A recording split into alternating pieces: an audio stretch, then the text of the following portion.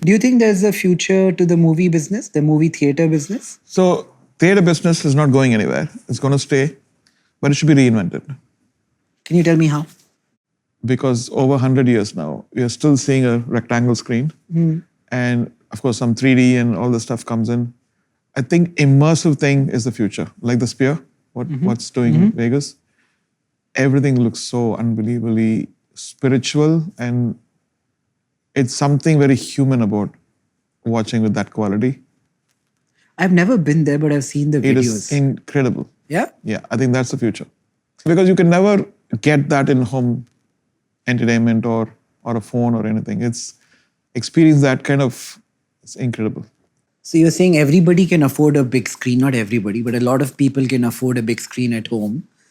So the difference between a rectangle in your house and the rectangle in a movie theater can't just be 10x the size. It has to be a bunch of other things. Exactly. Especially now, because now that we are being bombarded with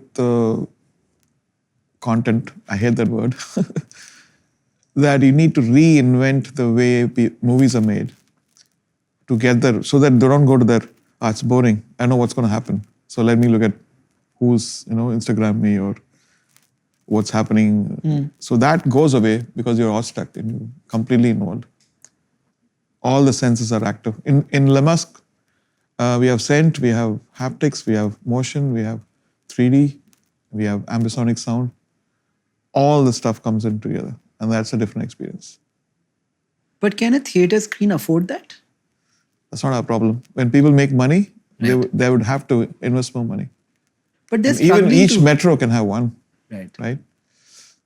And we don't even have a proper symphony hall in any of India. Nowhere. And musical theatre is another important aspect of entertainment which could come in because we have so many talented singers, actors here, and they're all looking at movies. And if you look at London West End or Broadway or Canada or Australia, they have musical theatre and it travels.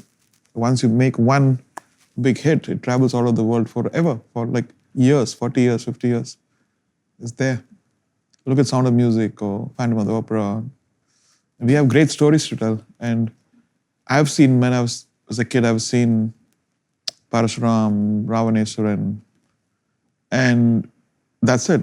Now I think the only one which I keep saying is Mughal-e-Azam. Nothing else significant in India. I went for the Phantom premiere at NMACC. Yeah. Incredible. And that's probably the only place which is world class in India. Is it a chicken and egg problem because the discretionary spending power of Indian audience is limited to a certain number? Can you just think about an airport? Oh, the airport is very costly, let's go on trains. We can't. It's a necessity for people. They have a right to have proper infrastructure. It's very important. There should be enough places which brings hope, pride, entertainment. If you don't deliver that, they take a flight, they go to Germany, watch Hans Zimmer and Phantom of the Opera in London, and they come and, oh, that's so great. Like, what about the person who can't afford that? Why? They don't deserve that? They also deserve to see, you are influencing minds which can become the next Einstein or Ramanujam or, Steve Jobs.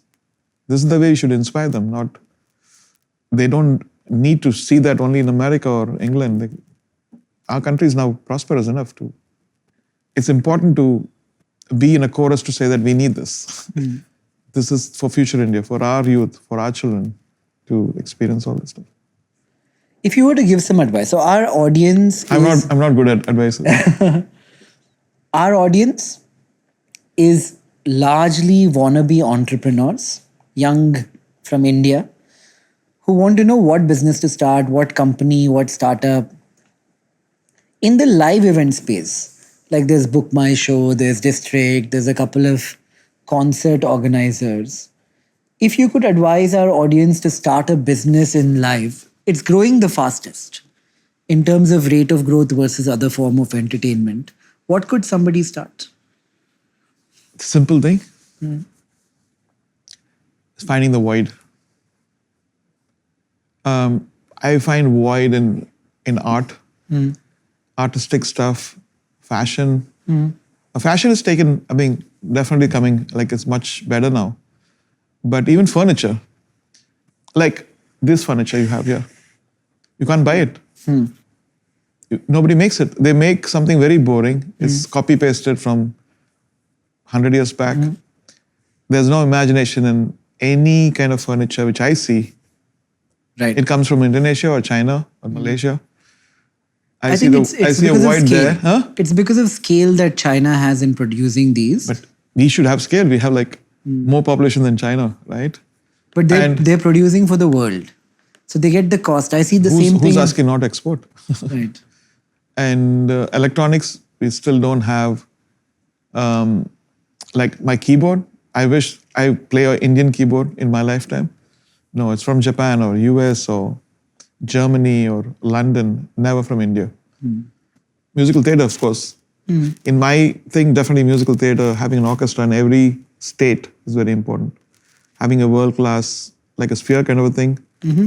Changing entertainment. Entertainment is something which people need. People bored.